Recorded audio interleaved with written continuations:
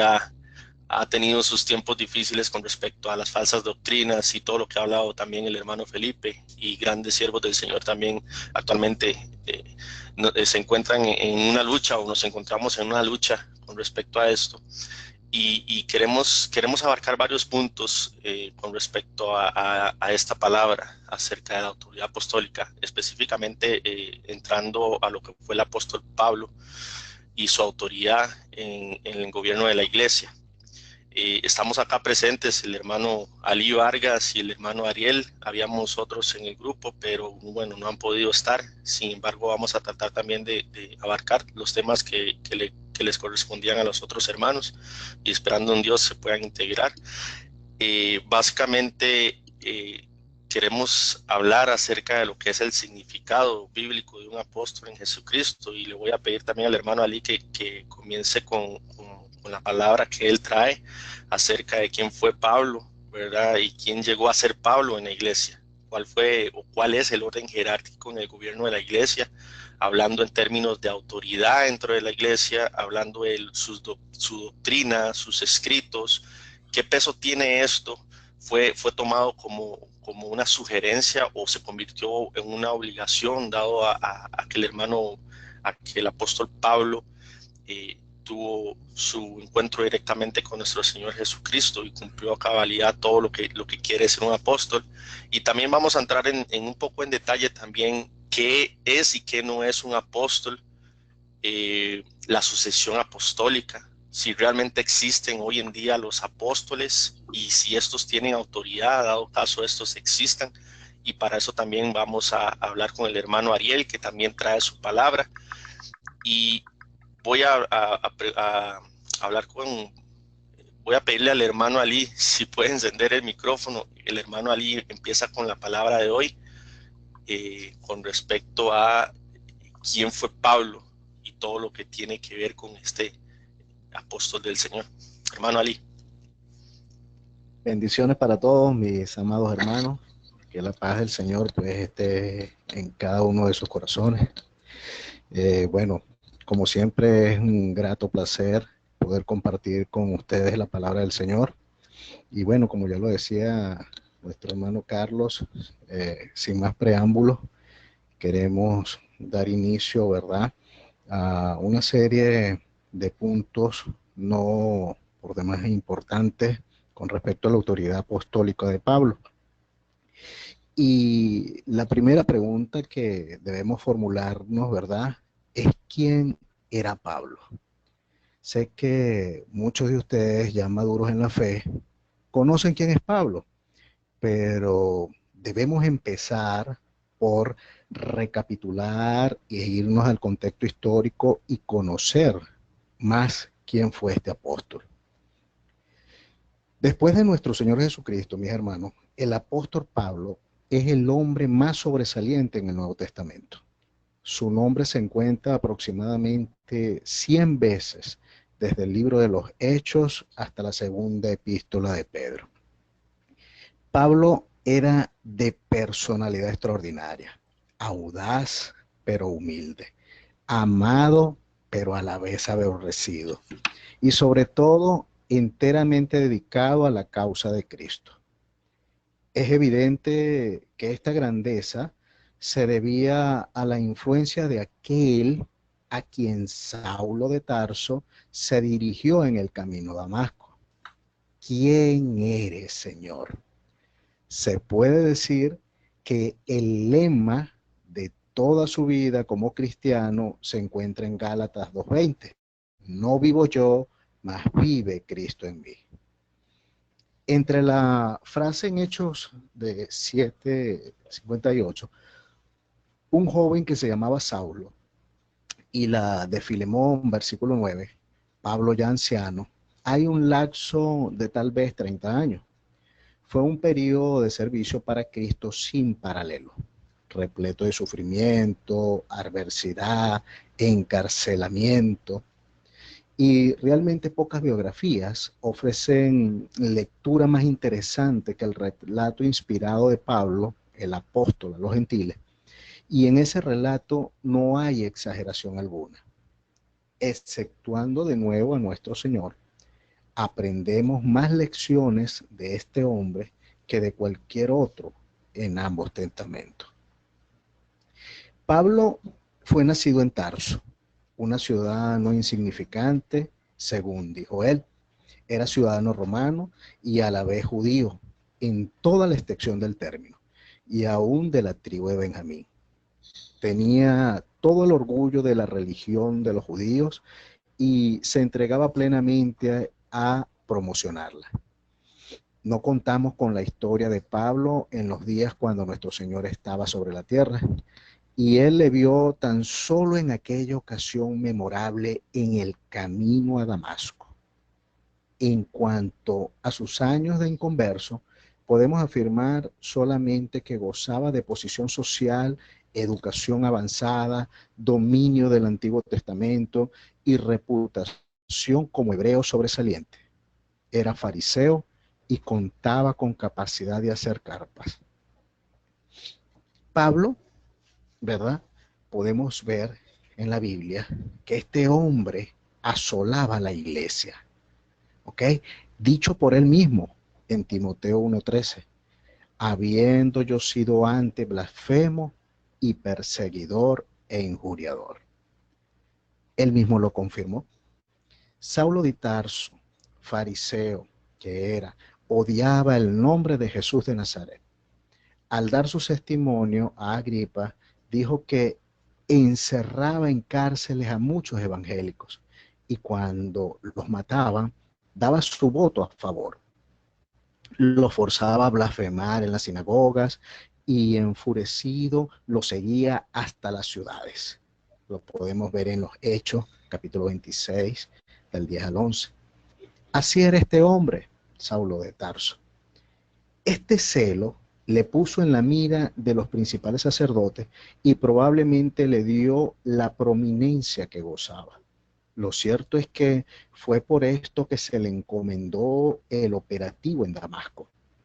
Pero en vez de resultar en más mártires, el proyecto terminó en la conversión del responsable.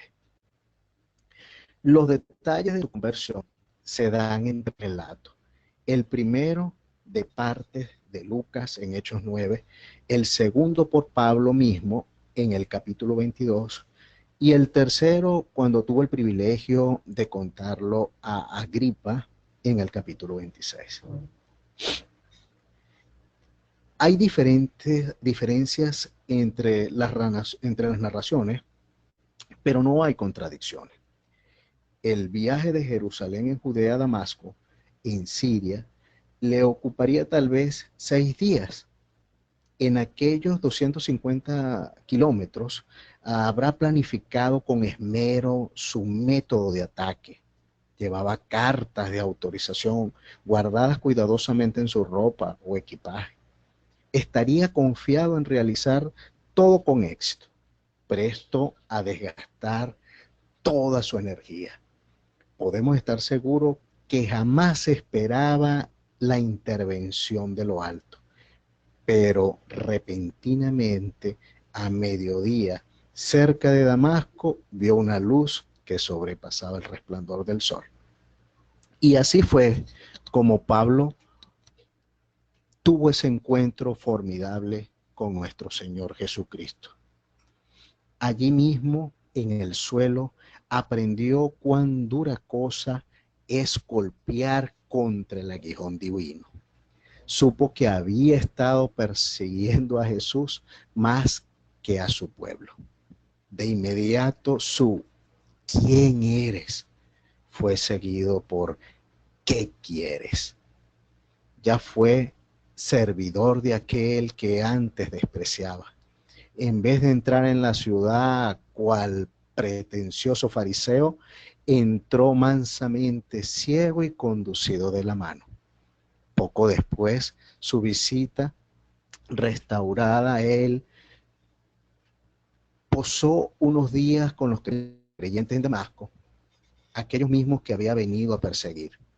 Y enseguida predicó en la sinagoga que Cristo es el Hijo de Dios. Podemos afirmar, pues, que desde ahí en adelante el corazón de Cristo latía en el pecho de Saulo y la mente de Cristo dirigía sus pasos. Ahí de mí, decía él, si no anunciar el Evangelio. Su conversión muestra lo que el Señor puede hacer con una persona como quiera que haya sido su vida. Un breve relato, mis hermanos, de la vida de Saulo de Tarso, de quién fue. Perseguidor de cristianos, asolador de la iglesia de Cristo, y hoy día podemos, para la honra y la gloria del Señor, decir pues que Pablo es el hombre más sobresaliente en el Nuevo Testamento, es el hombre que ha marcado con sus escritos la vida de muchos creyentes. Nosotros,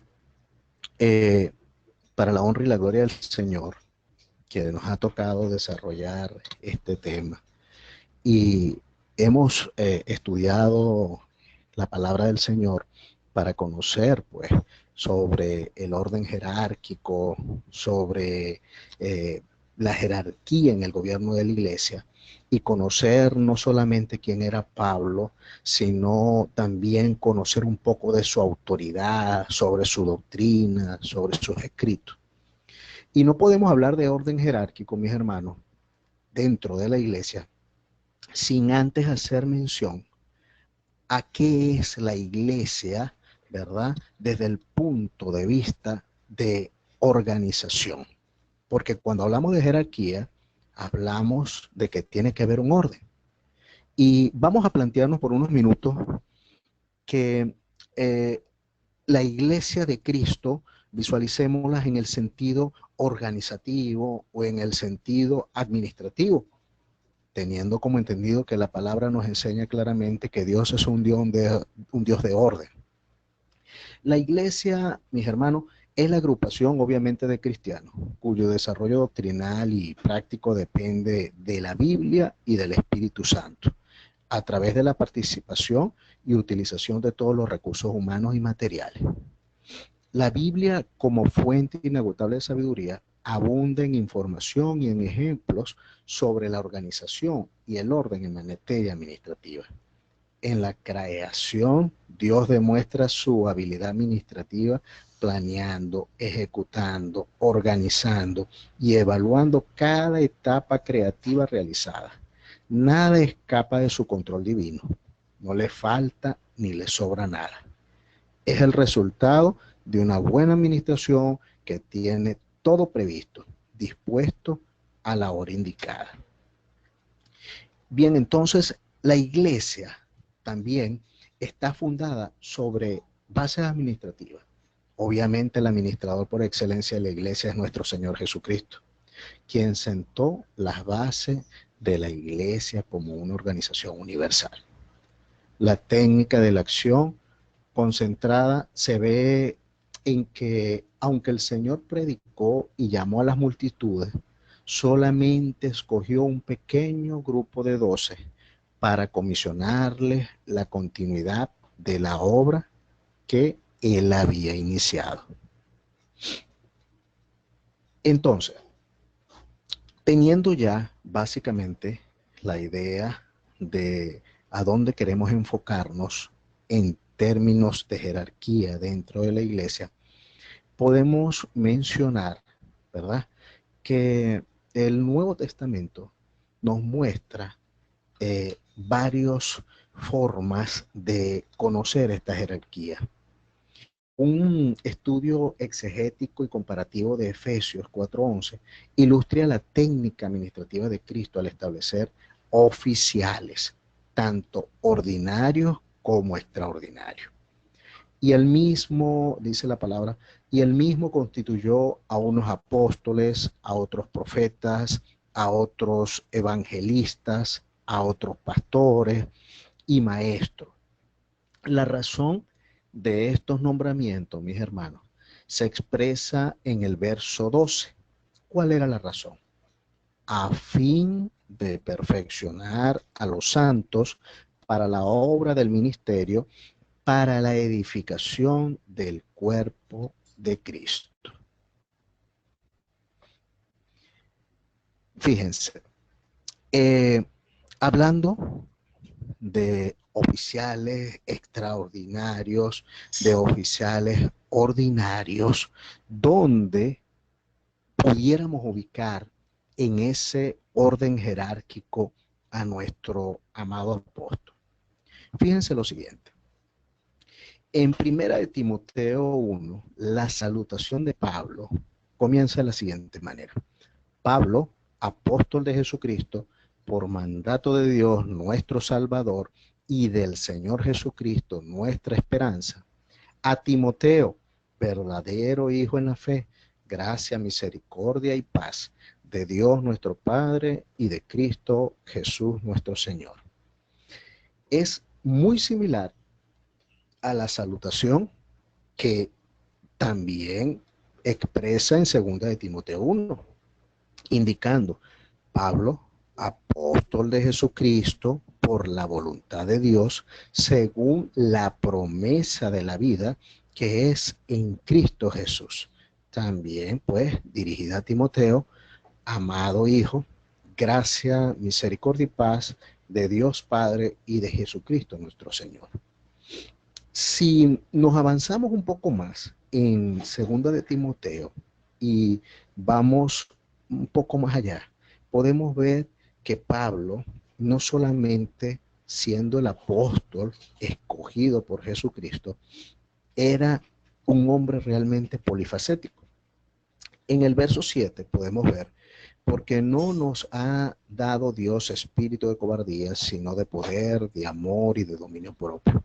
Por tanto, no te avergüences de dar testimonio de nuestro Señor, ni de mí, preso suyo, sino participa de las aflicciones por el Evangelio según el poder de Dios, quien nos salvó y llamó con llamamiento santo, no conforme a nuestras obras, sino según el propósito suyo, a la gracia que nos fue dada en Cristo Jesús antes de los tiempos de los siglos, pero que ahora ha sido manifestada por la aparición de nuestro Señor Jesucristo, el cual quitó la muerte y sacó a la luz la vida y la inmortalidad por el Evangelio, del cual, hace énfasis aquí, yo fui constituido predicador, apóstol y maestro de gentiles. Pablo fue un hombre que no solo fue en el camino a Damasco abordado por nuestro Señor Jesucristo y que allí fue constituido un apóstol, sino que dentro de su investidura eclesiástica gozó de otras posiciones dentro del cuerpo de Cristo. Él mismo lo indica acá, fue constituido predicador, apóstol y maestro de gentiles. Por lo tanto, podemos ver claramente que Pablo, dentro del orden jerárquico de el gobierno de la iglesia, podemos ver perfectamente que independientemente de lo polifacético que pudo haber sido, su orden principal, su jerarquía principal fue la de apóstol. Un apóstol, del griego apóstolos, era un delegado, un mensajero, un enviado con órdenes. En Lucas 6:13 leemos que Jesús llamó a sus discípulos y escogió a 12 de ellos, a los cuales también llamó discípulos. Este oficio, ¿ok?, valga la redundancia, de apóstol, es de trascendental importancia. ¿Por qué es tan importante este oficio de apóstol? Pues fíjense, hermano, se menciona 19 veces en el Antiguo Testamento.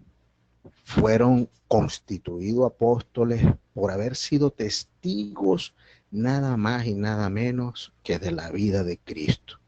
Lo podemos ver en Juan 15:27.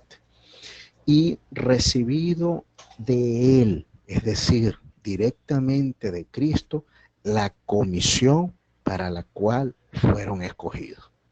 Se evidencia en Marcos 3:14 y en Gálatas 1:1. Ellos, según lo podemos ver en Efesios 2:20, sentaron el fundamento del cristianismo. Es decir, donde hoy día nosotros, mis amados, estamos parados y seguimos construyendo y seguimos edificando, fue el fundamento que sentaron nuestros primeros amados apóstoles, escogidos por el Señor. Dicho esto, con respecto a la posición o el orden jerárquico que Pablo ocupó dentro de la iglesia, también es importante, ¿verdad?, hablar de la autoridad de Pablo. ¿De dónde obtuvo Pablo tal autoridad? Si Pablo no conoció a Jesús mientras estuvo en la tierra, ¿cómo entonces Pablo tiene autoridad para enseñar y predicar el evangelio? Fíjense, aunque Pablo no caminó con Jesús, no anduvo con él en el tiempo del ministerio de nuestro Señor, ¿verdad? Mientras estuvo acá en la tierra, él sí recibió aprobación de los seguidores de Jesús. Se puede ver claramente en Gálatas. Pablo explica en Gálatas que él hizo 2 viajes a Jerusalén para ver a los apóstoles en esa ciudad. En su primer viaje, Pablo menciona a los apóstoles más conocidos usando sus propios nombres. Lo pueden ver si tienen la Biblia a la mano. En Gálatas 1, del 18 a 19, el mismo Pablo dice: después, pasado 3 años, subí a Jerusalén para ver a Pedro y permanecí con él 15 días, pero no vi a ningún otro de los apóstoles, sino a Jacobo, el hermano del Señor. Eh, la fecha a la cual se refiere Pablo podría ser el año 36 aproximadamente después de Cristo. Y fíjense, si Pablo y Pedro pasaron 15 días juntos, debieron haber discutido cosas importantes.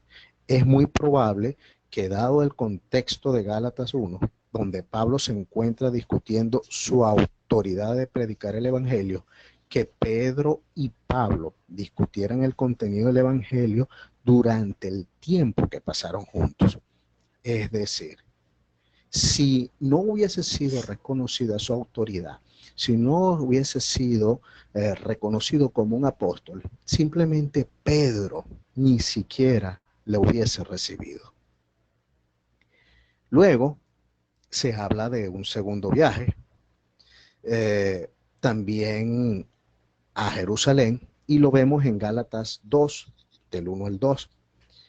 Después, pasado 14 años, subí otra vez a Jerusalén con Bernabé, llevando también conmigo a Tito, pero subí según una revelación, y para no correr o haber corrido en vano, expuse en privado a los que tenían cierta reputación el evangelio que predico entre los gentiles.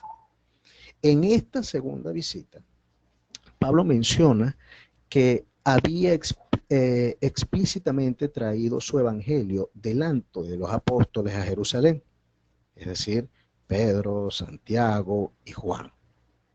Él indica que tenía miedo de no correr o haber corrido en vano. Algunos han especulado acerca de que Pablo quería verificar el contenido de su predicación para estar seguro que estaba en lo correcto. Por lo tanto, él va y por segunda vez a Jerusalén para ver a Pedro, Santiago y después a Juan. De forma interesante, fíjense en esto, mis amados, los apóstoles responden, y es aquí donde podemos sentar claramente, ¿verdad?, la autoridad de Pablo. En Gálatas 2:9, y reconociendo la gracia que me había sido dada, Jacobo, Cefas, es decir, todos conocemos quién es Cefas, Pedro, y Juan, que eran considerados como columnas nos dieron a mí y a Bernabé la diestra en señal de compañerismo, para que nosotros fuésemos a los gentiles y ellos a la circuncisión.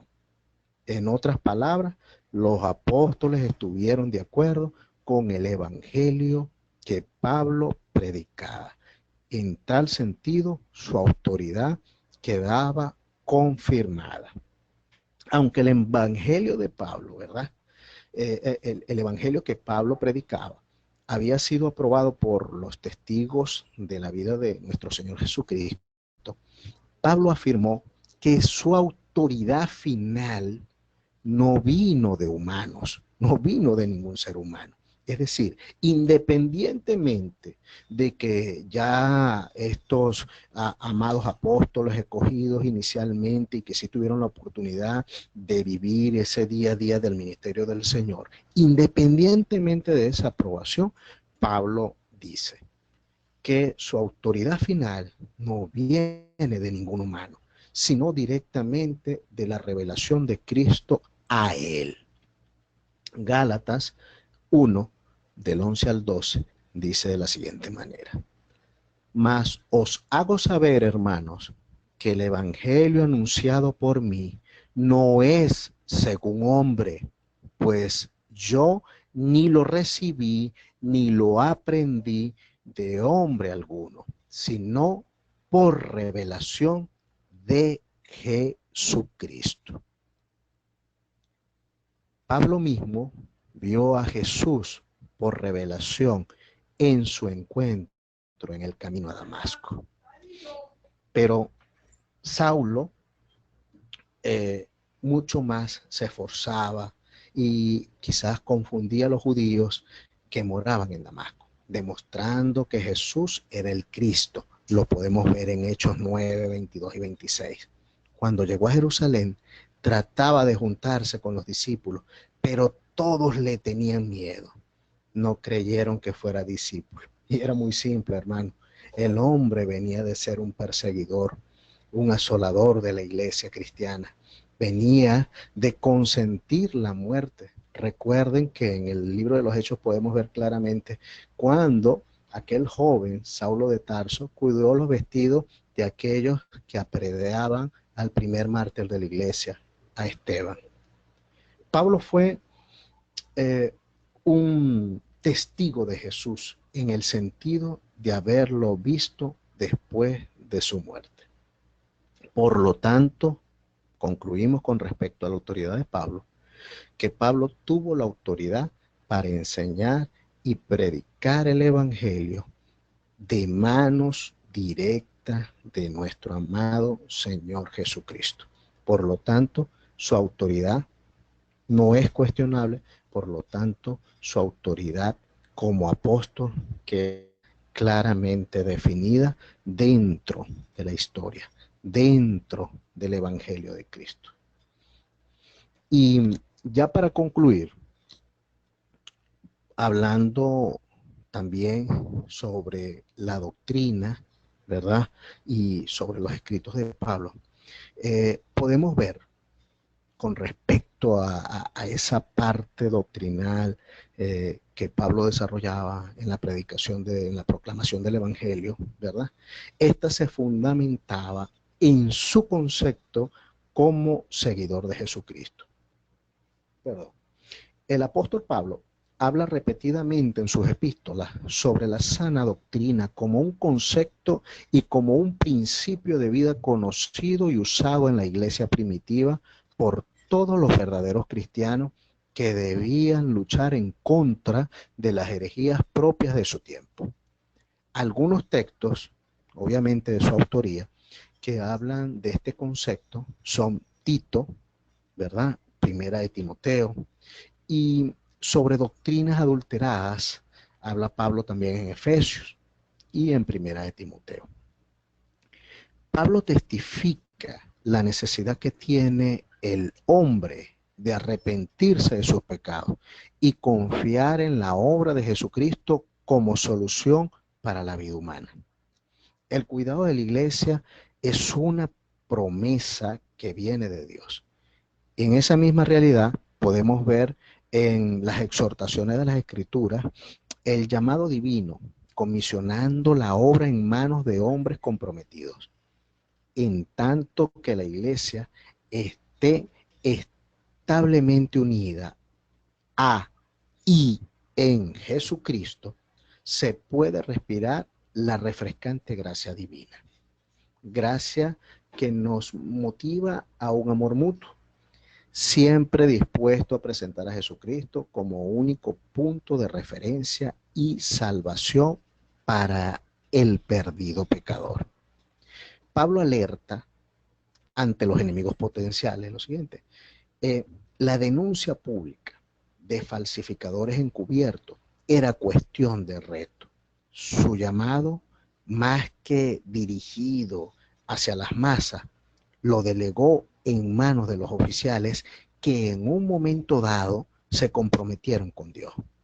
Las cartas paulinas presentan la sana doctrina del Evangelio desde una perspectiva cristocéntrica, bibliocéntrica, donde somos llamados a erradicar toda inspiración personal.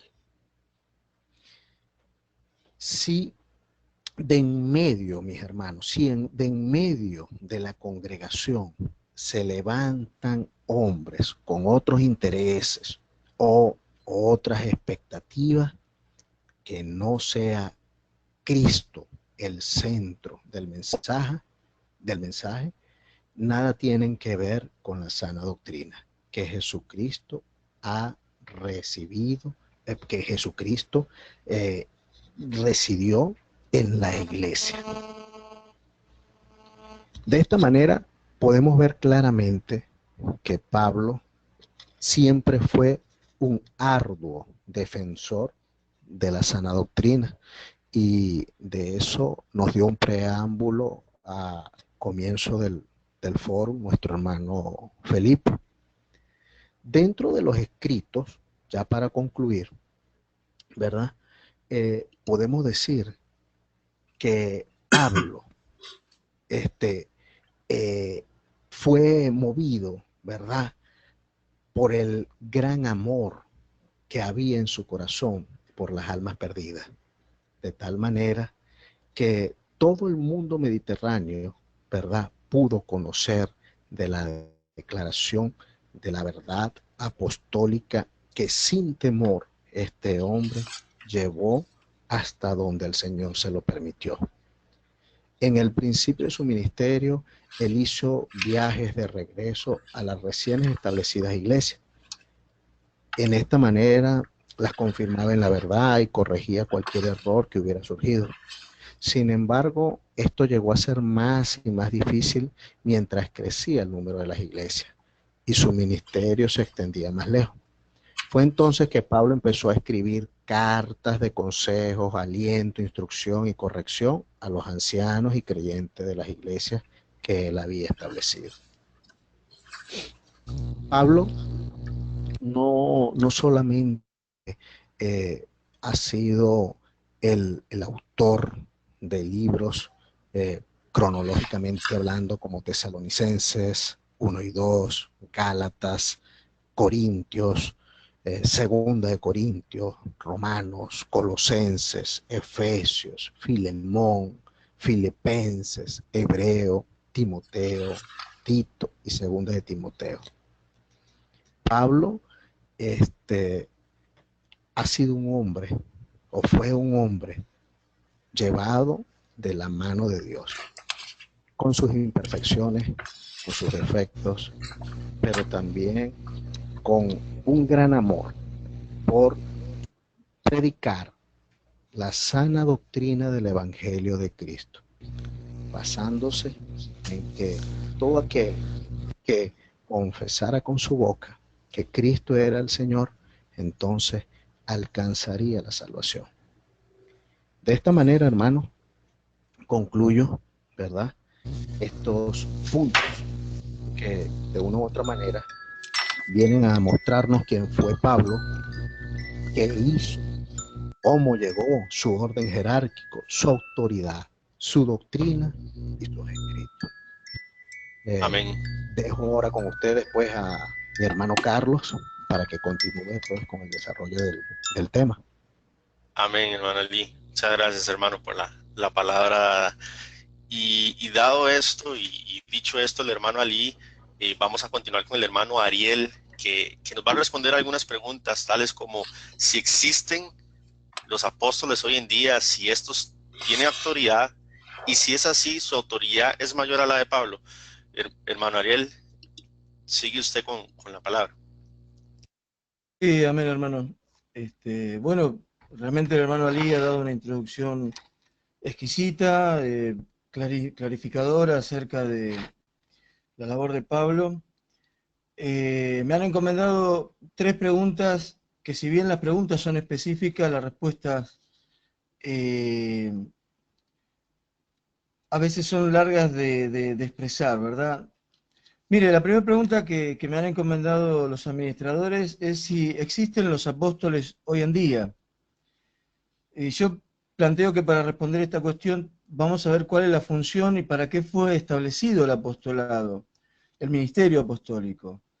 Y según lo que leemos en el Evangelio de Lucas, capítulo 11, verso 47 al 52, yo infiero a través de la lectura bíblica de ese texto y de todo el contexto de la Biblia, que el ministerio apostólico fue constituido para corregir el error en el que se había desviado la fe del judaísmo original, en el cual cuando vino el Señor Jesucristo a visitar a su pueblo, ¿verdad?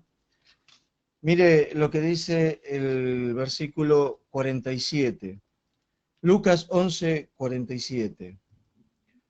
Dice, ay de vosotros que edificáis los sepulcros de los profetas, a quienes mataron vuestros padres, de modo que que sois testigos y consentidores de los hechos de vuestros padres, porque a la verdad ellos los mataron y vosotros edificáis sus sepulcros.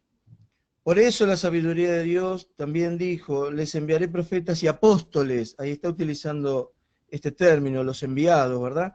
Y de ellos a unos matarán y a otros perseguirán, para que se demande de esta generación la sangre de todos los profetas que se ha derramado desde la fundación del mundo, desde la sangre de Abel hasta la sangre de Zacarías, que murió en el altar y el templo, entre el altar y el templo. Sí, os digo que será demandada de esta generación.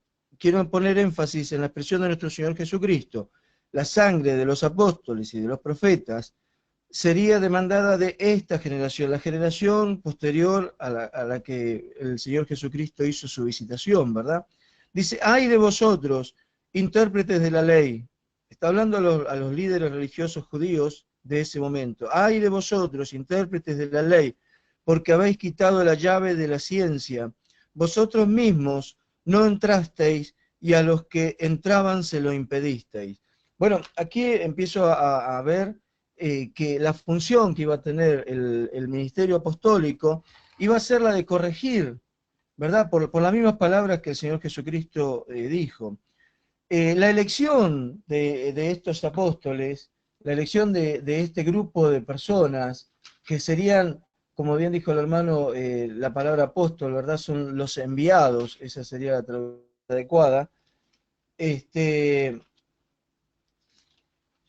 Señor hizo una elección muy específica, hay un número que es muy simbólico en esto, no eligió a 15 ni a 8 según sus capacidades, porque el Señor no se maneja según las posibilidades que encuentra en el ámbito, sino que Él crea el ámbito y Él crea las condiciones y Él selecciona y prepara las personas a las cuales va a llamar. Eso lo vemos claramente en el capítulo 1 del libro de Jeremías, ¿verdad? Acerca de su llamamiento. Pero no nos vamos a detener en eso, sino en el llamamiento de los apóstoles. Dice, en aquellos días él fue al monte a orar. Dice, y pasó la noche orando a Dios, y cuando era de día, llamó a sus discípulos. Había muchos discípulos. Y escogió a 12 de ellos, a los cuales también llamó apóstoles. Vemos una clara diferenciación. El Señor instituyó cuáles iban a ser sus apóstoles de entre sus discípulos. No sé si lo dije, acabo de leer el capítulo 6 del Evangelio de Lucas, versículos 12 al 13. Entonces, vemos que los eligió como mínimo entre varias decenas de discípulos. Recuerdan que él envió a 70, así que como mínimo estamos hablando de 70 y luego hablamos de 120 en el libro de los Hechos. O sea que entre varias decenas, cuanto mínimo, el Señor eligió solo a 12. El hermano Ali lo indicó también a esto, esta cifra acotada. Ahora, ¿cómo iban a corregir el error en el que el judaísmo había caído, en la idolatría, en la herejía que se había convertido el judaísmo? ¿Cómo lo harían los apóstoles? ¿Cómo podrían rescatarlo de su propia religiosidad, de la idolatría y del tradicionalismo en el que había caído el judaísmo? Bueno, básicamente instituyendo una nueva asamblea, ¿verdad? Asamblea en griego es eclesia, lo digo por algún hermano que quizá no lo sepa, de ahí viene el término iglesia. Los apóstoles podrían corregir el mal de la antigua asamblea instituyendo una nueva asamblea. Un nuevo marco de enseñanza y de predicación, ¿verdad? O sea, acá hay que agregar, en ese tiempo digo, ¿no? Había que agregar el nuevo componente en el cual el Mesías, anunciado claramente en todo el Antiguo Testamento, ya está presente entre ellos y ellos lo crucificaron. Ellos tenían, los apóstoles, el ministerio apostólico tenía que instituir esto, y para eso era necesario quitar el velo que el Señor mismo les había impuesto. Porque, quiero decirlo con mis palabras, hermano, entiendo de que los judíos sabían el qué, pero no entendían el cómo. No sé si eso es claro, es una expresión quizás muy acá de Argentina, ¿verdad? Los judíos tenían los rudimentos, tenían las herramientas, pero no sabían cómo construir la venida de su propio Mesías, aquel que venía a anunciar la gracia de Dios. Entonces, esta nueva academia, esta nueva forma de enseñanza, se denomina Buenas Nuevas, es el Evangelio de Salvación. Y vendrían a enseñarles no solo el qué, sino el cómo funciona el plan de Dios para la salvación de la humanidad, cómo obtener la remisión de pecados de un modo perdurable, y esto sería posible a través de Cristo, ¿verdad? Permítame que le lea en el libro de Segunda de Corintios,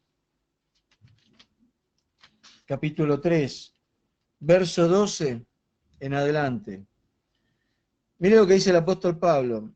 Y mire que en la Reina Valera, al menos que yo tengo aquí, ¿verdad? La versión 60, justamente el capítulo 3 habla de ministros de un nuevo pacto.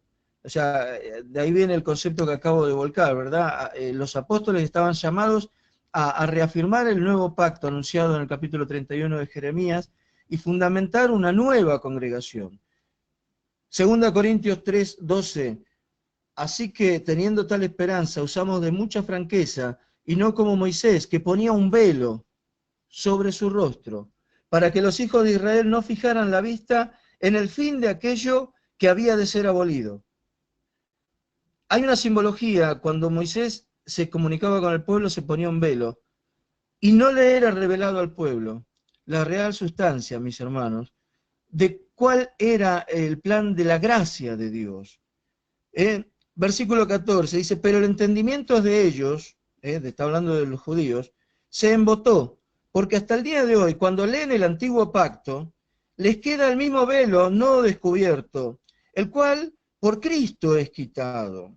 Y aún hasta el día de hoy, cuando se lee a Moisés, el velo está puesto sobre el corazón de ellos, pero cuando se conviertan al Señor, el velo se quitará, porque el Señor es el Espíritu, y donde está el Espíritu del Señor, allí hay libertad. Por tanto, nosotros todos, mirando a cara descubierta, como en un espejo la gloria del Señor, somos transformados de gloria en gloria en la imagen, en la misma imagen como por el Espíritu del Señor. Amén.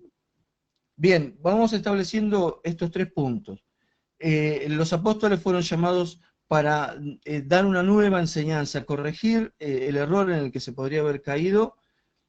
Su elección fue muy específica y su primera herramienta para hacer esa corrección, para expresar esta nueva asamblea,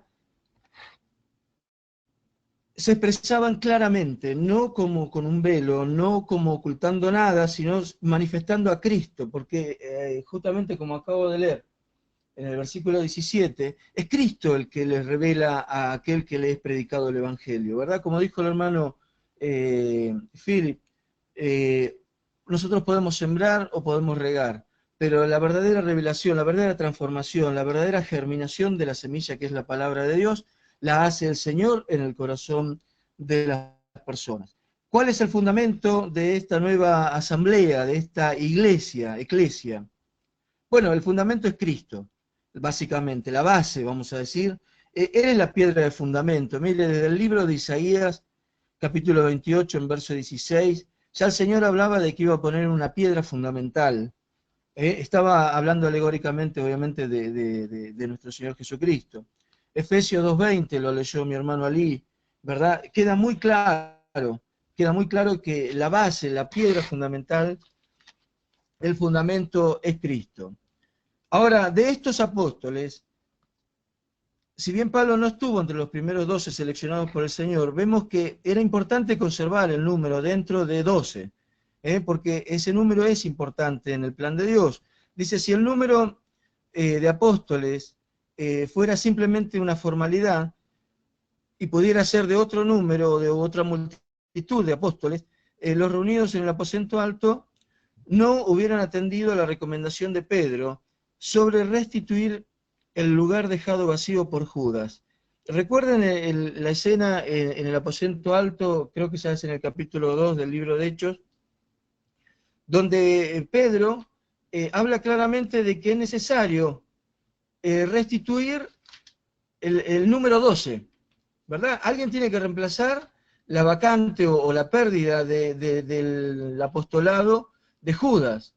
Y esto no es casual, hermano, esto tiene una razón de ser. Dice el apóstol que ¿para qué son convocados los apóstoles? Para ser testigos, hermano. Ahora, ¿testigos de qué? Tienen que ser testigos de que el Señor Jesucristo vino,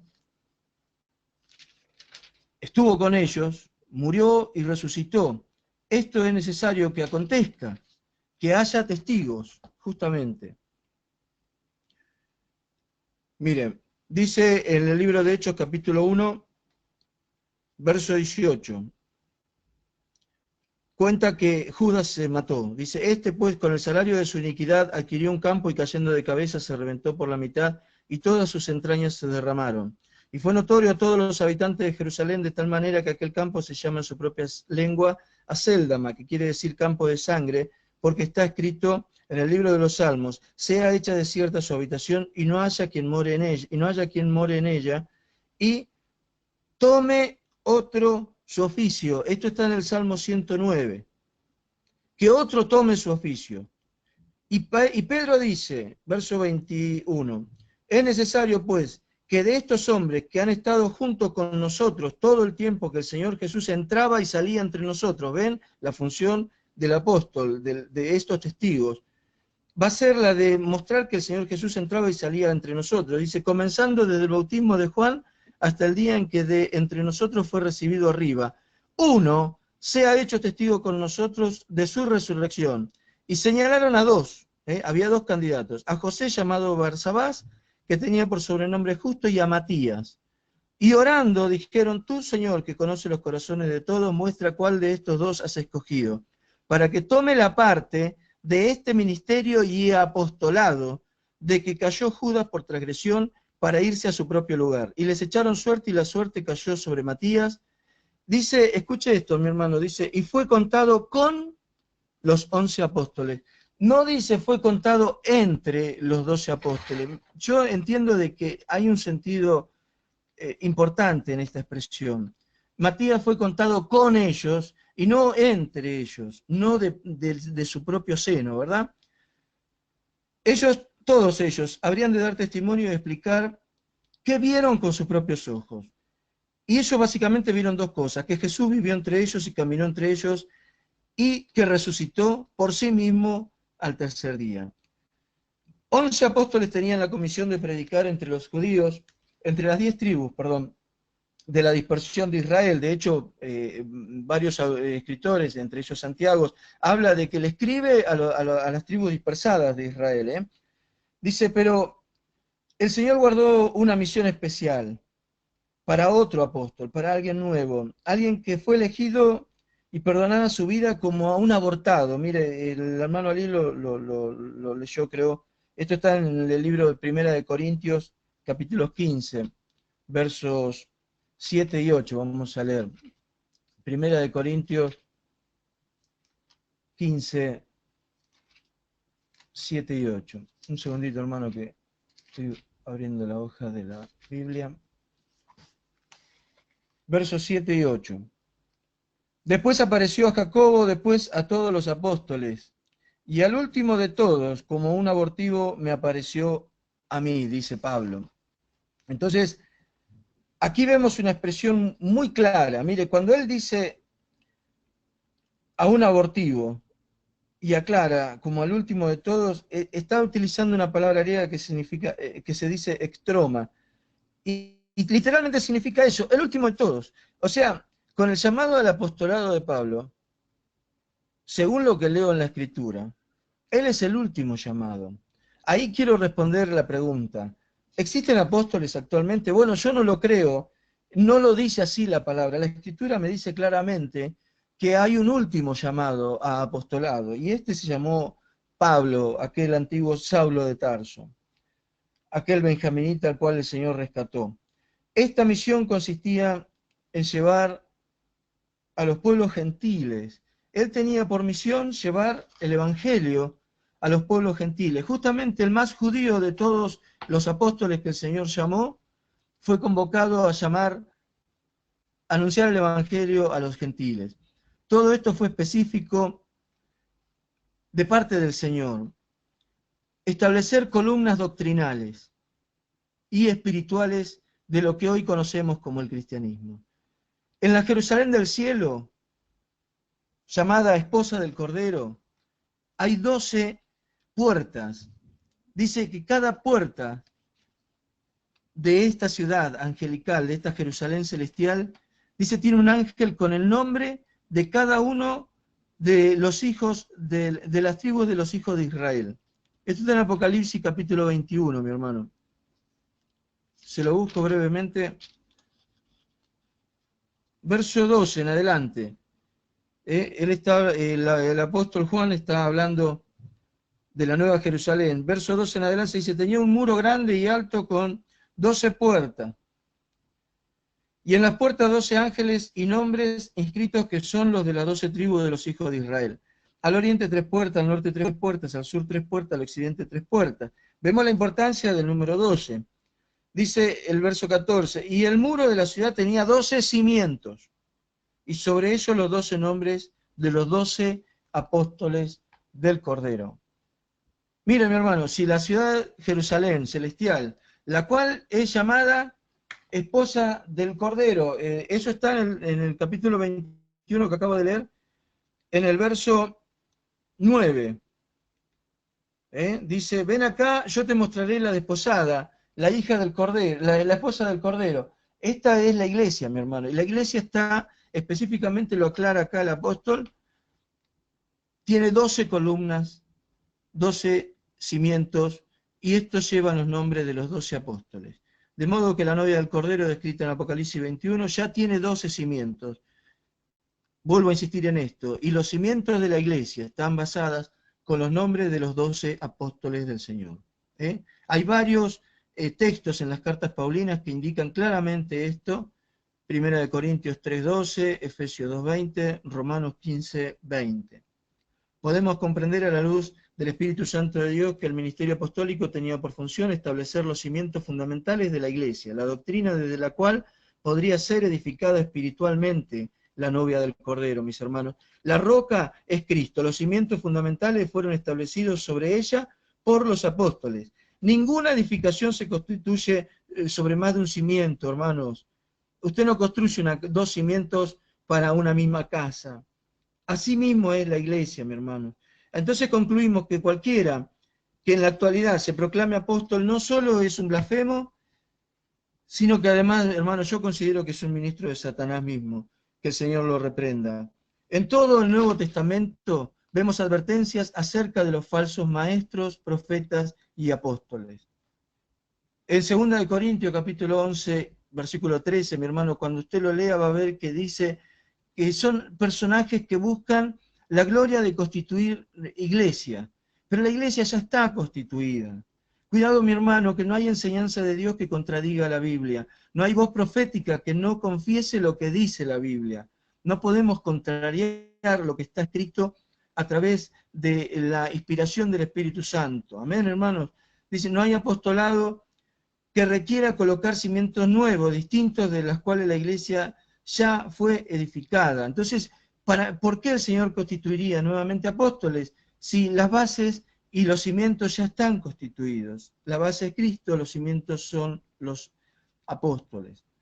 Estos apóstoles, voy a ser breve en esto, ya termino, mi hermano, no hay autoridad en estas personas. El Señor convocó a 12 y a ellos les dio autoridad sobre espíritus inmundos, de modo que ellos pudieran echarlos afuera. Mire, lea Mateo capítulo 10, verso 1. Lo menos que yo podría esperar hoy en día, si acaso pudiera ser por algún motivo restaurado un ministerio apostólico, es que estos supuestos apóstoles tuvieran autoridad sobre los demonios. Pero ¿sabe qué, mi hermano? Hasta donde yo he podido ver, y creo que ustedes también lo pueden ver, en realidad estos apóstoles no tienen poder ni autoridad sobre los demonios, antes los tienen guardados en sus propias congregaciones, los protegen, sus doctrinas son falsas. Esas doctrinas falsas están inspiradas por falsos espíritus, por espíritus de las tinieblas, y ellos no son echados, erradicados de las congregaciones de los que hoy se confiesan apóstoles. ¿Para qué le fue dada la autoridad a los apóstoles? Para edificar la iglesia, mi hermano. Esto sí quiero leerlo, porque ¿qué sentido tenía el inicio del ministerio apostólico? Fundamentar la iglesia. Esto quiero leérselo en 2 Corintios, capítulo 10, verso 8. Me lo apunté aquí. Dice la palabra de Dios, porque aunque me gloríe algo más todavía de nuestra autoridad, la cual el Señor nos dio para edificación y no para destrucción, no me avergonzaré, dice el apóstol Pablo. La autoridad que el Señor le dio fue para edificación. ¿A quiénes se la dio? Está hablando de su ministerio apostólico, obviamente. Todo el capítulo 10 justamente tiene un subtítulo que dice Pablo defiende su ministerio. Entonces, ¿para qué fue dado el ministerio apostólico? Para edificar la iglesia. La iglesia ya está edificada, hermano. No hay apóstol nuevo y no puede tener autoridad, porque si no es apóstol no tiene autoridad apostólica. Toda la autoridad de los apóstoles se circunscribe como constitutiva del establecimiento de la iglesia. La autoridad de Cristo fue manifiesta, mis hermanos, porque las Escrituras anunciaron con lujo de detalles que Él habría de venir. De hecho, en Juan capítulo 5, verso 39, Él dice, y ustedes creen las Escrituras, pero no se dan cuenta de que ellas dan testimonio de mí. Los apóstoles constan de una característica particular, así como nuestro Señor Jesucristo constaba de características particulares, ellos también. Ellos tenían una investidura de poder y autoridad que les fue dada conjuntamente con su llamamiento. Pablo deja claramente establecido que no admite dobles interpretaciones acerca de las características prodigiosas y milagrosas que tenían que seguir al ministerio apostólico. Sigo en el mismo libro de 2 Corintios, capítulo 12, verso 12. Dice, con todo, las señales de apóstol han sido hechas entre vosotros en toda paciencia, por señales, prodigios y milagros. ¿Cuáles son las características del apostolado? Paciencia, señales, prodigios y milagros. Yo en los apóstoles autoproclamados de este tiempo no encuentro mayor paciencia, antes son de castigar mucho a sus fieles, de gritarles y de demandarles más dinero. Las únicas señales que yo veo es que ellos prosperan. El gran prodigio realmente para mí es que no los lleven presos por estafa, ¿verdad? Y la autoridad, no tienen autoridad, mi hermano. Mire, el enemigo muchas veces se ha disfrazado de autoridad, pero no ha recibido autoridad sino la que le es permitida por el Señor. No hay autoridad en los apóstoles. Mire, cuando leemos que Pilatos le habla a nuestro Señor Jesucristo y él le dice que tiene la autoridad para quitarle la vida, Jesús le dijo que la autoridad que él tenía era la que le había sido dada, nada más. Un ejemplo lo tenemos en el Evangelio de Juan, capítulo 19, verso 11, en la cual Jesús le responde exactamente eso. La autoridad que Pilatos tenía, pero evidentemente tenía una autoridad. Hay una autoridad, aún en las personas que nosotros comprendemos que son anunciados y guiados del propio enemigo, no quita que no tengan una autoridad terrenal, mi hermano. Por eso vemos que tienen muchos seguidores. Por eso vemos que sus iglesias a veces se colman de personas. El mismo enemigo dijo tener autoridad sobre todo sobre toda la creación que estaba en la tierra. Él dijo que le fue dada en la tentación de Jesús, cuando vemos el Evangelio de Lucas capítulo 4, perdón. Ahí vemos que el enemigo efectivamente hace lujo o ostentación de tener una autoridad. Pero el Señor Jesucristo demostró que no toda autoridad es otorgada por Dios, sino que hay una autoridad que es suprema, por sobre las autoridades que están aquí en la tierra para engañar. No se deje engañar, mi hermano, aunque usted vea hombres que hacen señales, que hay un gran avivamiento, mire, cada vez que esos avivamientos y cada vez que esas señales contradigan las Escrituras, sépalo, mi hermano, no hay apostolado moderno, no hay necesidad de sentar nuevas bases. Aquel anuncio del enemigo fue justamente el embrión del Evangelio de la Prosperidad. Su autoridad pretende basarse en que tengan todos un bienestar, pásenlo bien. Si tú en realidad eres Cristo, arrójate del pináculo del templo y los ángeles van a tener que venir a rescatarte. O sea, nada malo te puede pasar. Eso es lo que anuncian los apóstoles modernos. Si tú eres cristiano, nada malo te va a pasar, hazlo como te guste, pide para tus deleites, que el Señor tiene que dártelo. La generación malvada, dijo el Señor, demanda señal, pero no le será dada sino la señal del profeta Jonás. ¿Cuál es la señal del profeta Jonás? Que aunque estuvo 3 días en el vientre del pez, milagrosamente fue enviado a Nínive para arrepentimiento. Bueno, nuestro Señor Jesucristo, milagrosamente, por sí mismo, por su propio poder, al 3er día resucitó de entre los muertos y salió justamente para anunciar el Evangelio de arrepentimiento. Todas las demás enseñanzas doctrinales, todas las demás nuevas revelaciones, como le gusta decir a los apóstoles autodenominados de la actualidad, no son sino mentiras y engaños, mi hermano. La señal que nosotros necesitábamos ya fue cumplida. Jesucristo resucitó, vive y reina. Por último, quiero señalarles que según la ley judía, para reconocer la autoridad o la veracidad, mejor dicho, de alguna manifestación, eran requeridos cuanto menos 2 testigos.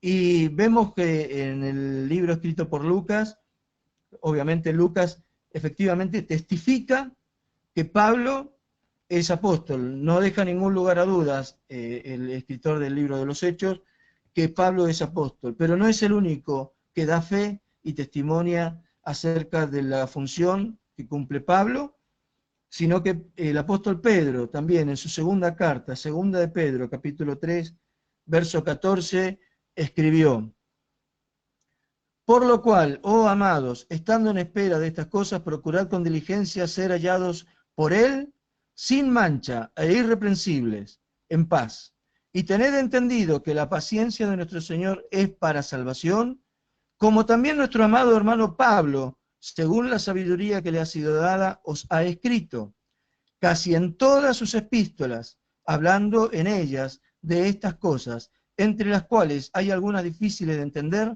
las cuales los indoctos e inconstantes tuercen, como también las otras escrituras, para su propia perdición. ¿Qué cosas habla el apóstol aquí acerca de la paciencia? De cómo debemos esperar al Cristo. Verso 12 dice, esperando y apresurándoos para la venida del día de Dios, en el cual los cielos encendiéndose serán deshechos y los elementos serán quemados, se fundirán. Verso 13, pero nosotros esperamos según sus promesas, cielo nuevo y tierra nueva en los cuales mora la justicia. O sea que Pedro está diciendo que Pablo está enseñando bien, sentó la base doctrinal muy bien de cómo debemos esperar los cristianos.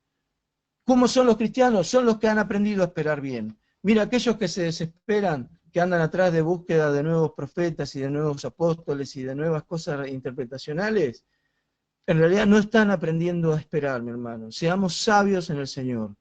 No hay apóstoles en la actualidad, el ministerio apostólico no es requerido porque su función sería la de fundamentar una iglesia, no tienen autoridad y en todo caso la prueba de autoridad tendría que haber sido dada por alguien más, con una autoridad como la de Pedro. Pedro aquí en el capítulo 3 de su segunda carta específicamente establece una señal muy clara de qué autoridad era la que tenía Pablo, de modo que ningún otro moderno o posmoderno apóstol podría tener mayor autoridad que la de Pablo para sentar algún tipo de doctrina. Con esto cierro, que Dios los bendiga, mis hermanos. No sé si habré sido claro, espero que sí. Que Dios los bendiga. Gracias, hermano Ariel, por la palabra. Y dicho esto, por el hermano Ariel y el hermano Ali que han puesto la palabra de Dios y espero que haya llegado también a los corazones de todos nosotros. Nos quedan dos preguntas. Básicamente, queremos abarcar rápidamente el tema de la sucesión apostólica hoy en día, tema que ya los hermanos en su palabra han dejado claro, pero vamos a ser un poco detallados y rápidamente vamos a explicar esto. Y al final, ¿qué no es un apóstol?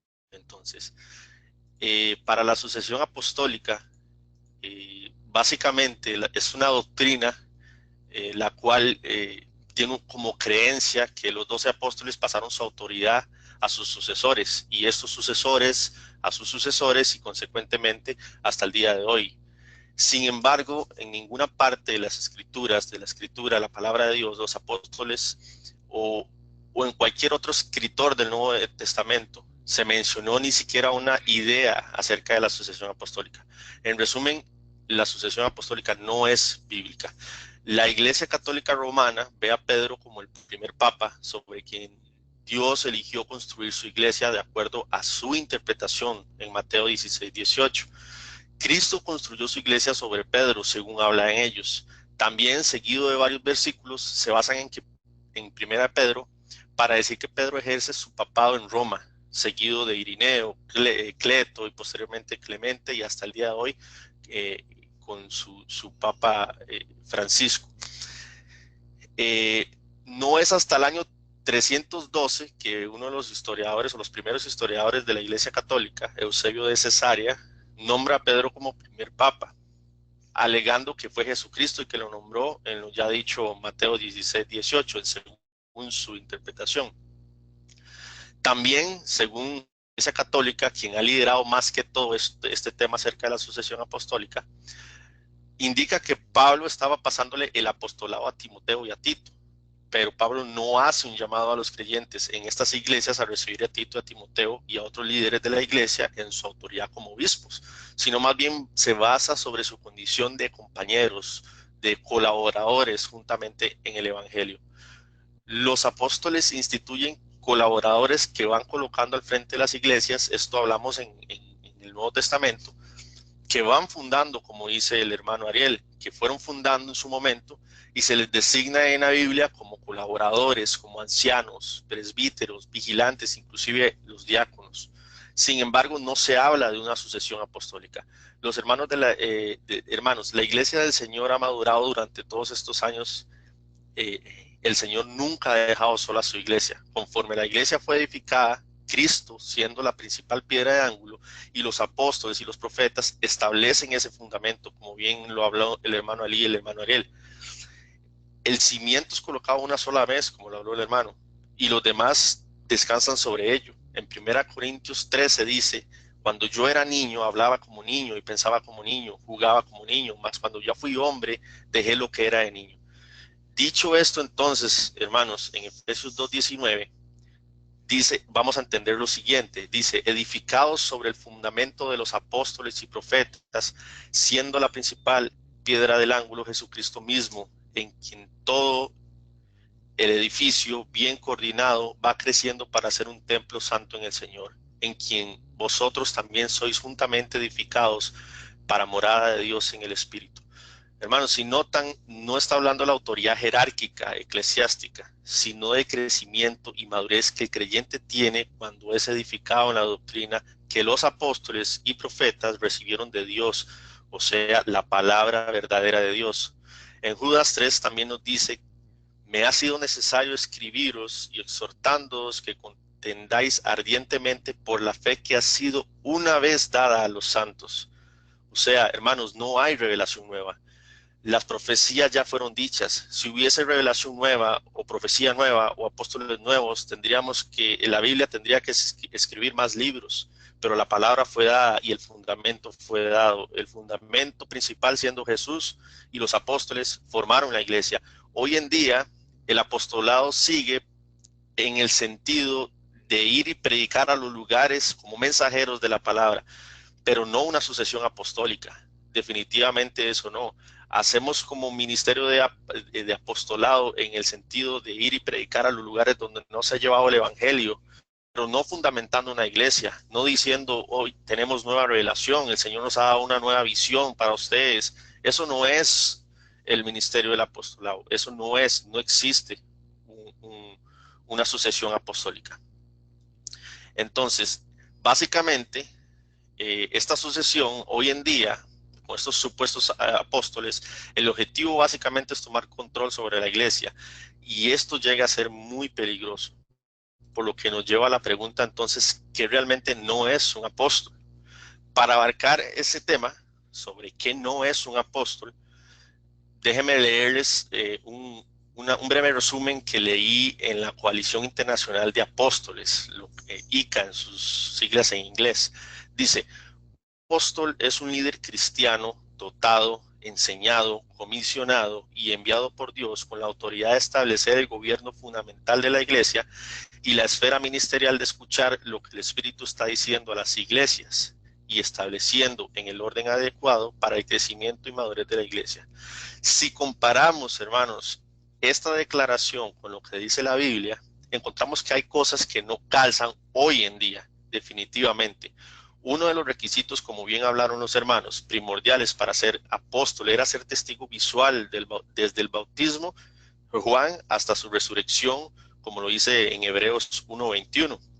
En el caso de Pablo, Pablo siempre defendió su apostolado, dio testimonio de haber visto a Jesús y haber aprendido el evangelio por revelación directa, como dice en 1 Corintios 9:1 y en Gálatas 1:1.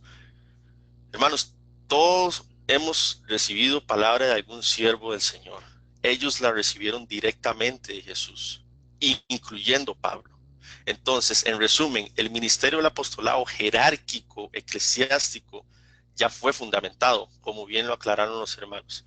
La capacidad para establecer doctrina solamente fue dada a los apóstoles originales, quienes recibieron la revelación e inspiración para comunicar la palabra verdadera.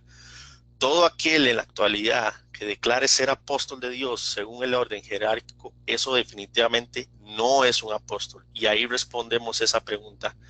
Eso no es un apóstol. No existe el ministerio del apostolado hoy en día. El apostolado, como repito, debe seguir en la iglesia en el sentido de llevar la palabra de Dios. pero no definitivamente en el sentido que hoy en día no solo la Iglesia Católica, sino en la misma llamada a ser, en algunos casos, protestante, también han surgido falsos apóstoles, como lo indicaba el hermano Ariel, en el cual toman un poder, un orden y una autoridad que no les fue dada definitivamente del cielo, porque contradice totalmente la palabra de Dios. No son las emociones las que nos dirigen, es la palabra de Dios que tiene que estar viva por medio del Espíritu en nuestros corazones para ser guiados y poder entender si realmente uno de estos tipos que se paran en un púlpito y dicen que ellos decretan, que ellos tienen la unción de un apóstol, o inclusive a tal grado, a tal magnitud de decir apóstol de apóstoles, han ejercido muchos otros puestos según ellos dentro del apostolado, donde hacen también escuelas de apóstoles, donde también hacen como que si un hombre pudiese enseñar esto, como que si pudiese, ser dado por un hombre. También hacen escuelas y también entre supuestos apóstoles se visitan y llaman a otro apóstol porque ellos consideran que así es. Han ejercido también un nuevo movimiento que ha traído mucha más confusión todavía a las personas que realmente no leen la palabra de Dios, porque se han salido apóstoles eclesiales, funcionales, apóstoles de equipo, apóstoles congregacionales, apóstoles convergentes, embajadores, movilizados, territoriales, de mercado, y una gran cantidad de subdivisiones de lo que ellos consideran el apostolado. Y en lo personal, como dice el hermano, yo considero esto una blasfemia total en contra de la palabra de Dios, una inclusive aberración en muchos casos, porque no se han guiado conforme a la palabra. Y ellos quitan en los creyentes más débiles las dudas, básicamente bajo amenazas, diciendo, es una nueva revelación que Dios me dio a mí. Esto es algo fresco. Ya estos fundamentos ya son viejos, ahora vienen fundamentos nuevos, lo cual totalmente es una gran herejía en la iglesia del Señor, y ha confundido a miles de personas. Y por eso es tan peligroso y debemos tener tanto cuidado y afirmar esto en la palabra, que Jesucristo es el Señor, es el fundamento, es la roca viva, es la piedra de ángulo, y sus discípulos que Él escogió son el fundamento, fundamentaron la iglesia, pues siendo, repito nuevamente, y es importante siempre repetirlo en nuestros corazones, siendo Cristo la roca viva, fundamentaron los discípulos siendo apóstoles, y ellos llevaron la palabra, y hasta hoy en día sigue viva esa palabra en nosotros, y es lo que nosotros tenemos que seguir dando. Entonces, hermanos, para cerrar, yo les dejo este versículo en Efesios 2:19. Nuevamente, ya lo había leído, pero luego lo leo nuevamente y lo leeremos las veces que sea necesario. Edificados sobre el fundamento de los apóstoles y profetas, siendo la principal piedra de ángulo Jesucristo mismo, en quien todo el edificio bien coordinado va creciendo para ser un templo santo en el Señor, en quien vosotros también sois justamente edificados para morada de Dios en el Espíritu Santo. Entonces, hermanos, yo los insto a, a leer las Escrituras, porque nos parece que ahí está la vida eterna, porque son las que dan testimonio de nuestro Señor Jesús, y no dejarnos ir por corrientes hoy en día que vienen fuertes, no son corrientes ligeras, son corrientes muy fuertes, que si es posible van a querer hasta confundir y engañar a los escogidos. Debemos estar fundamentados sobre la roca que es nuestro Señor Jesús, para cuando estos vientos vengan no seamos nosotros llevados, sino que permanezcamos en la roca que es Cristo Jesús, y la palabra que dio a sus apóstoles, que hoy en día es la que nos mantiene firmes, porque es la palabra verdadera de Dios. Concluyo con eso, hermanos. Aleluya. Amén. Wow. Yo voy a tener que ver esta ponencia en YouTube otra vez, unas 3, 4 veces, porque verdaderamente estos hermanos han hecho un trabajo excepcional. He aprendido mucho de ustedes, hermanos, y le doy gracias a Dios por sus vidas, hermano Ariel, hermano Ali, hermano Carlos. Fabuloso. Qué triste que nosotros dos hermanos nuevos no pudieron estar, pero los dos han estado enfermos, según me han platicado. Pero tenemos 10 semanas y les vamos a asignar a estos dos hermanos que no crean que se han salvado, porque no van a pasar enfermos 10 semanas. Así que les vamos a asignar una asignatura, los vamos a poner en otros grupos para que allí ayuden a los otros grupos y puedan desarrollarse. Hermanos, esto de investigar y esto de exponer no solamente nos bendice a todos los que estamos escuchando, sino que también ayuda a su vida a poder expresarse y a poder exponer la palabra de Dios de la manera que nuestros hermanos lo han hecho. Así que fabuloso. Quiero, hermanos, rápidamente, antes de darle tiempo para las preguntas, quiero que observen, hermanos, nuestro hermano Carlos hablaba de algo que es bien interesante, que en la Asociación de Apóstoles ellos dicen que ellos han sido establecidos para ver lo que el Espíritu está diciendo. En otras palabras, según lo que ellos hablan, es que hablan de la voz de un espíritu. Y les voy a decir una cosa y con toda seriedad. Cuando una persona se expone a un espíritu sensual, y cuando yo estoy hablando a un espíritu sensual, hermano, es que el espíritu sensual viene de una mente liberal, de una mente que anda buscando algo nuevo y lo encuentra, porque el diablo no duerme, ¿ok? Entonces lo que encuentra son espíritus sensuales que hacen que estas personas escuchen voces, vean visiones, y esto es real. Esto pasa. Yo conozco a una persona que fue liberada de, ¿cómo se llama? De lo que se llama el espíritu de divinación. Esta persona se le aparecía a Cristo. Y ella lo habla. A mí se me aparecía literalmente un Cristo que me hablaba, que me guiaba, que me decía lo que tenía que hacer. Y esta persona básicamente estaba involucrada en lo que es el ocultismo. Pero ella creía que como era ese Cristo que miraba, le decía las cosas, ella lo hacía. Y entonces un día se convirtió a Cristo.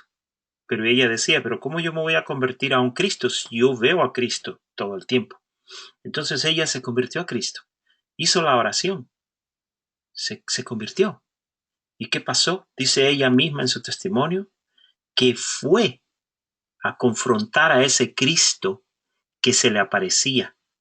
Y ella dice que cuando ese Cristo se le apareció, se puso a hablar con ese Cristo y le dijo, ¿sabes qué? Yo conocí a Cristo. Recibí a Cristo en mi vida. Y yo quiero hacerte una pregunta. Si ese Cristo que yo recibí es el verdadero Cristo, ¿eres tú Cristo o eres un falso Cristo?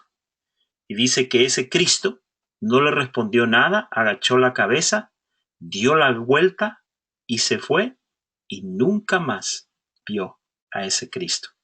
Hermano, cuando nosotros estamos hablando de lo que está ocurriendo en el mundo cristiano hoy en día, estamos hablando, hermano, de que estas personas literalmente escuchan voces y ven literalmente a personas y están ellos totalmente convencidos de que lo que están haciendo es de Dios.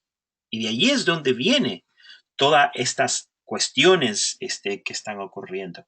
Yo quiero hacerles notar a ustedes en el capítulo 4 de Primera de Timoteo, dice la palabra de Dios, verso 1, pero el Espíritu dice claramente, si estos hermanos, si estas gentes, y les voy a decir una cosa, muchos de estas personas fueron siervos, fueron personas que un día tuvieron unción, fueron un día que predicaban la palabra, un día fueron tremendos instrumentos, pero se cansaron de las cosas básicas de la palabra de Dios y comenzaron a buscar cosas nuevas. Y por buscar cosas nuevas, ahora están perdidos en lo que es el ocultismo, porque eso es ocultismo. Pero dice la palabra de Dios que el Espíritu dice claramente. Eso es lo que el Espíritu dice claramente. ¿Y qué es lo que dice el Espíritu? Lo que dice el Espíritu es lo que está escrito. Lo que dice el Espíritu es esto que nosotros tenemos con lo que estamos seguros. Pero observen algo, pero el Espíritu dice claramente que en los postreros tiempos algunos apostatarán de la fe. Yo a muchos años, yo predicaba que aquí estaba hablando de la iglesia, que estaba hablando de los hermanos. Pero no, hermano, aquí no está hablando solamente de la iglesia en general, sino que está hablando de los líderes de la iglesia. Estos, de lo que la palabra de Dios está hablando aquí, algunos apostatarán de la fe. En el verso 2 se describen como mentirosos y en el verso 3 se describen como personas que prohibirán y mandarán, o sea, que son personas en autoridad, son personas que están en una posición de autoridad y que hacen algo bien en particular, que todo lo que prohíben y todo lo que mandan, ¿ok?, va en contrariedad a lo que Dios ya estableció en su propia palabra. Ustedes ven el verso 3, dice, prohibirán casarse. Para Dios fue el que instituyó el casamiento. Y dice, abstenerse de alimentos que Dios creó para que con acción de gracias participasen de ellos los creyentes y los que han conocido la verdad. En otras palabras, hermanos, que lo mismo con lo que comencé, enseñar diferentes doctrinas no es hablar de la autoridad apostólica que fue escrita por Pablo, por Pedro, por lo que encontramos en la palabra de Dios, pero de una diferente manera, como en forma de opinión. Aquí no estamos hablando de que tú interpretas de una manera y yo interpreto de otra manera. No, estamos hablando de que hablar y enseñar diferente doctrina es enseñar algo que va en contra de lo que Dios ha establecido y de lo que Jesucristo dice en su palabra. Entonces, hermanos, este tema es de gran seriedad, hermanos, sin temor a equivocarnos, hermanos. El día de hoy hay muchos, voy a decir, personas en lugares de autoridad espiritual que han estado, están y seguirán engañando a la iglesia de Jesucristo, que está dormida y que no estudia la palabra de Dios, y que lo único que tienen son argumentos, que estos argumentos, los únicos que dice la palabra de Dios en el verso 4 de 1 Timoteo capítulo 1, dice, acarrean disputas más bien que edificación. ¿Se acuerdan la semana pasada lo que yo les decía a ustedes, hermanos? Que cuando un hereje quiere introducir una herejía, lo que primero que hace es crear controversia. Y eso es lo que está ocurriendo en el pueblo de Dios, que si hay apóstoles, que si no hay apóstoles, y esto y lo otro. Entonces hay controversia. Entonces hay algunos que han comenzado básicamente a aceptar esta clase de liderato, que lo único que va a ocurrir, hermano, y está ocurriendo, es que estos nuevos apóstoles son nada más ni nada menos que lobos rapaces disfrazados, tratando de llevar a la iglesia de Jesucristo nuevamente a la esclavitud de la iglesia católica romana. Eso es todo. El ecumenismo, una religión mundial, para ahí vamos, para ahí es donde va toda esta clase de herejía que está ocurriendo en la iglesia. Voy a abrir los micrófonos en este momento para que hayan comentarios, preguntas. Hermanos de este grupo, déjenme decirles, los felicito. De todo corazón los felicito por este trabajo tan hermoso que ustedes han hecho y la manera como lo han enseñado. El Espíritu de Dios los ha guiado y los ha usado a cada uno de ustedes, y les doy la gracia por sus vidas y por sus ministerios. Hermanas, hermanos, es tiempo de hacer preguntas y hacer comentarios, sean breves, para así poder aprovechar bien el tiempo. ¿Quién tiene preguntas, hermanos?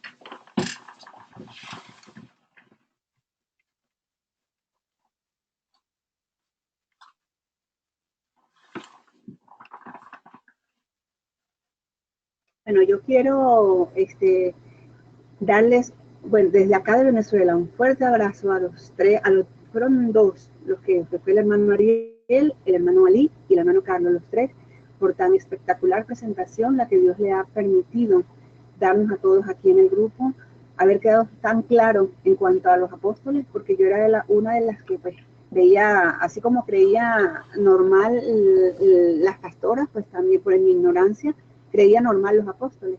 Y le doy gracias a Dios porque ha permitido en esta ponencia, vamos a decirlo así, tan brillante, con estos tres jóvenes, habernos aclarado en nuestras mentes qué realmente está pasando con bases bíblicas leídas punto a punto, sin ninguna a la garaca, como dicen, sino basado en las Sagradas Escrituras y dejándonos bien claro qué es lo que pasa realmente en las iglesias y lo que está pasando hoy en día. Gracias, hermanitos, les felicito de verdad en esta tarde. Amén. ¿Alguien más, por favor?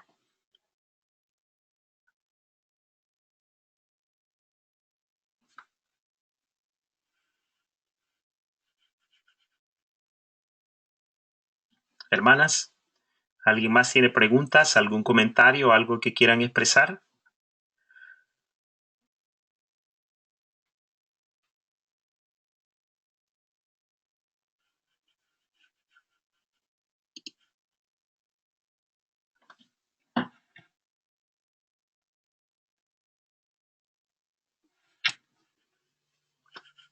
Bueno, ok, hermanos. Entonces, hermanos, vamos a dar por concluida este foro. Creo que, ¿cómo se llama?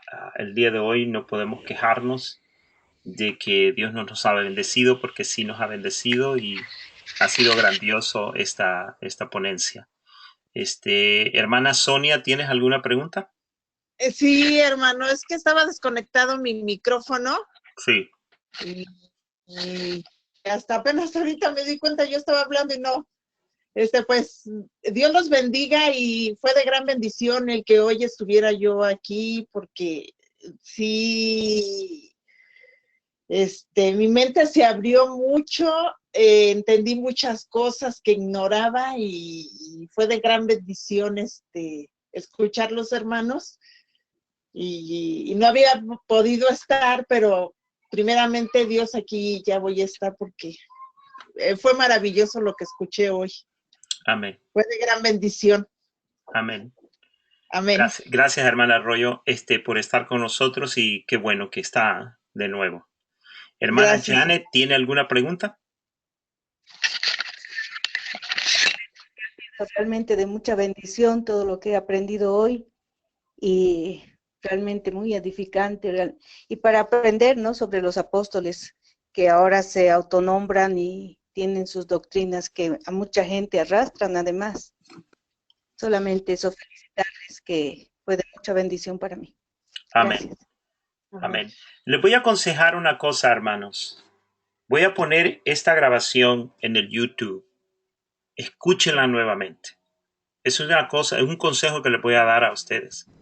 Lo otro, hermano, es que si usted es partícipe de la cobertura o de la llamada bendición de alguno de estos apóstoles a través de YouTube, usted los sigue a través de televisión o lee su material, hermano, no sea curioso. Le vuelvo a repetir, hermano, que todo esto está, dice la palabra de Dios, que son doctrinas de demonios. Hermano, todo esto lleva y está empapado de espíritus sensuales que cuando usted se somete a simplemente ver, mire, lleva 30 segundos y quizás ni 30 segundos, menos que eso, hermano, usted se va a ver involucrado en lo que es ese espíritu sensual y de repente va a comenzar a crear controversias en su propia mente y comenzar a tener lagunas espirituales. Todo esto, hermano, que ellos enseñan de la manera como lo enseñan, no tienen nada más ni nada menos que la propia bendición del propio demonio.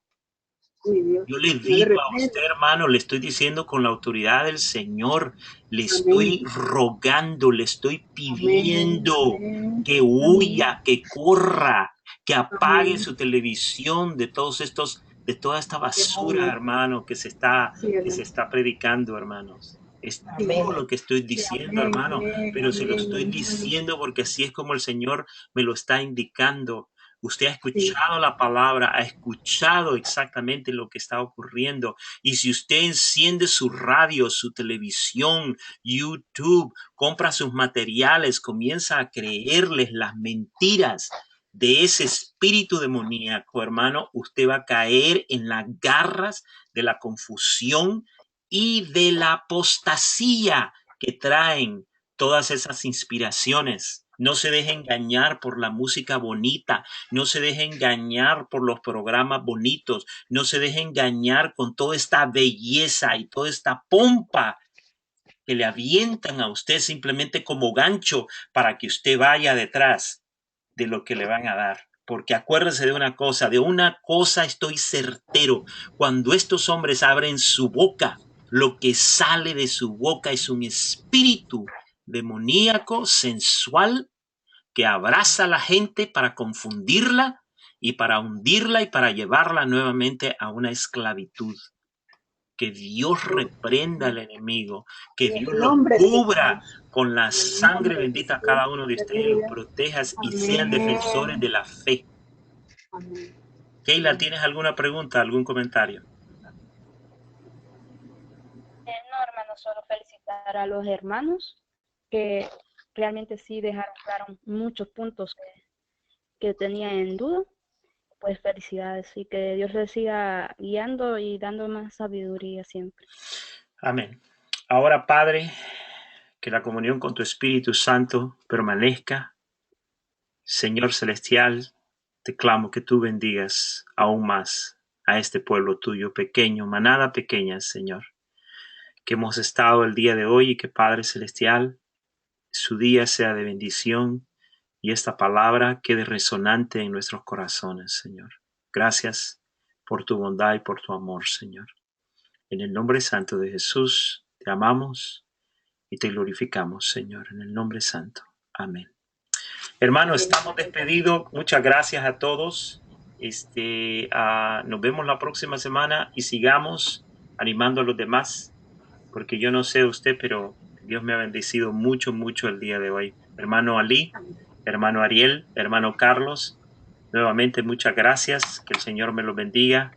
Y ahora yo quisiera, hermanos, a ustedes tres específicamente que no dejaran de participar. Si es posible, ayúdenle a los otros grupos que tenemos todavía por presentar, porque necesitan de la ayuda y la experiencia de ustedes. Así que si ustedes están interesados, por favor escríbanme un mensaje y yo lo voy a colocar en un grupo para ayudar al resto de los grupos que están tratando de exponer. Ok, hermanos, hasta aquí es el día de hoy, el foro. Que Dios les bendiga a todos.